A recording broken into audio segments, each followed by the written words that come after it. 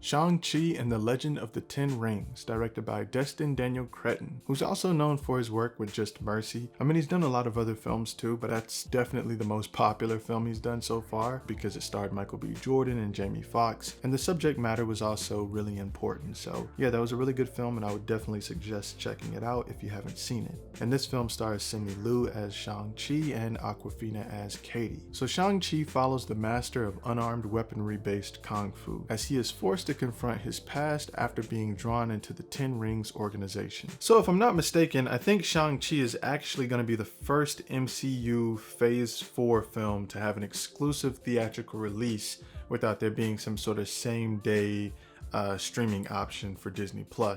So yeah, this is really going to be interesting, honestly. So I guess we'll see how it goes. And also, by the way, I'm thinking about it, but I'm not sure yet, but I've been considering doing straight out of theater reactions since I do get early screenings to a lot of these films that I tend to do reviews on. So if anyone's actually interested in seeing me do early reactions for these films, let me know. Or I just might start doing it and see how they perform on the channel.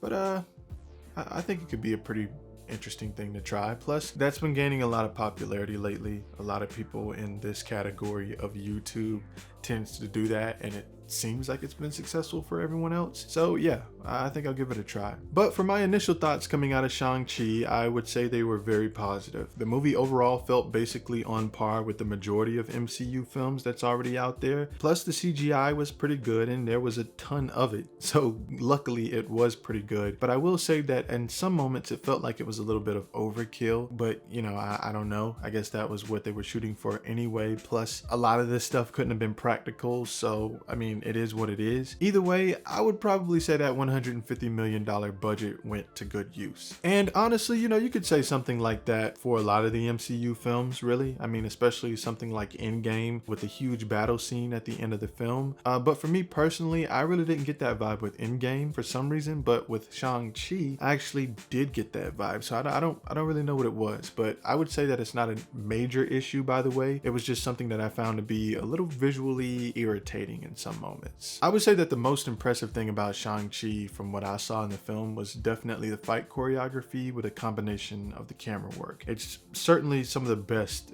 in the MCU by far. It really took me back to the Crouching Tiger, Hidden Dragon and like the Kung Fu Hustle days, you know, where just action films were just so exciting and fun and over exaggerated, just lots of fun, honestly. It really felt like that. There's really great humor in the movie as well, basically like a lot of the other MCU films. I mean, I would argue that most MCU movies have really great humor for the most part, but Awkwafina definitely stole the show throughout the film when it came to comedic relief, and behind her, in my opinion, was another person who has returned to the MCU. I've been kind of going back and forth on whether or not if I want to say the name of this character, but it's already out there in the news already. People have been talking about it. If you've been reading articles or following the current sort of first reactions for Shang-Chi, it's already been revealed who's returning back to the MCU in this movie, but I won't say it. If you guys already know who it is, you can talk about it down in the comments, but I won't spoil it for anyone who hasn't seen the news or who is trying to avoid spoiler content. But this character, in my opinion, was, he probably could take first place for being the funniest character throughout Shang-Chi, but certainly Awkwafina and this particular character steal the show when it comes to comedy, definitely. And this character that I'm talking about, that I'm not going to mention, is definitely funnier in this movie than he has been in any of his previous appearances. I stand by that statement wholeheartedly. Anyone who's seen it, you know what I'm talking about. If you haven't, you know, just look forward to it on September 3rd. So since I've already mentioned Awkwafina, there's something that I want to bring up regarding the film that I just didn't really like that much, and that was the fact that her character in particular was mainly just used to constantly give the audience exposition throughout the movie. She plays Katie, as I've already mentioned, who's Shang-Chi's best friend who has no clue about who he really is. So that makes her character the perfect excuse excuse for the movie to hold our hands as viewers, and we sort of just have everything explained to us throughout the film, just the whole time. And there's just so many moments of explained exposition that it was beginning to sort of put me to sleep in the first half of the film. And don't get me wrong, you know, a lot of moments like this are required for most films to some extent. And it's like, you know, how else are we supposed to get backstories on these characters? So I get it. I really just feel like I wish that there was a little less of it in this movie. It felt like it was just too much and they should have found more creative ways to give us more backstory. But like I said, it's also an origin story,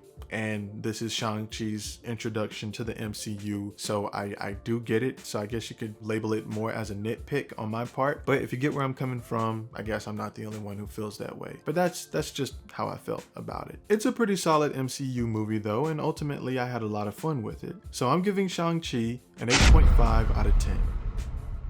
I'm really looking forward to seeing how this movie performs in the box office though, because a lot of the predictions have been quite low, but at the same time, I'm also seeing some people say that the film could have the same effect that Black Panther had, and I guess they mean culturally. And to that statement, honestly, I would definitely say hell nah. I do not see that happening, especially with it being a pandemic currently. But I'm not saying that because Black Panther was just so good of a movie. I'm saying that because Black Panther arguably had the largest cultural impact of any film in the MCU so far. And I really don't see Shang-Chi having that type of cultural impact at all. Not compared to Black Panther, but you know, we'll see. I could be very wrong. The film is really good, so we'll see. I mean, honestly, in my opinion, I would definitely say that Shang-Chi was a better film than Black Panther. In my opinion. I don't know, I might get roasted for that, but I feel like the movie itself is definitely a better film. But just the cultural impact of Black Panther was very different.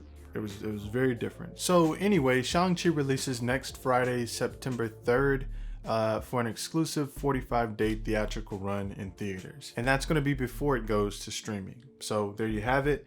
And if you enjoyed the content, you know what to do. Thank you for watching.